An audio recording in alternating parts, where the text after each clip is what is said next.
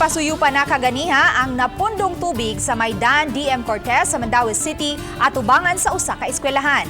Niining nagpadayon nga road rehabilitation sa lugar, lakip sa gitrabaho ang drainage. Apan wa kalikayi nga napundo ang tubig sa kilid sa karsada. May bahin sa drainage outfall nga wa pa matiwas og trabaho ug way kalutsan ng tubig. Mao nga gigamit ang vacuum truck sa syudad, gihabwa ang napundong tubig.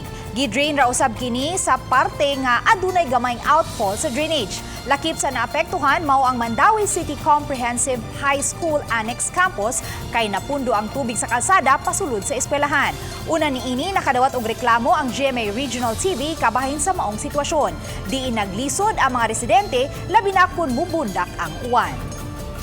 Buha niya halit tibuok ni hay koto mga to eskina sentral. Oo. Koto eskina sentral. Taas ang Bahal tubig. grabe sa gyud to. Oo. Sinong dana ni sir ngano na yung ani? Drainage sila gamay ra kayo. Oo. Ay kita ka nalot sana nila. Oo, mo tsaka na siya. Usaka gyud. Asa mo mangagi kung yana? Sa may pagtabok. Magpusay, magtiniil ra sang uban. Pusay, magsapatos na lang jud.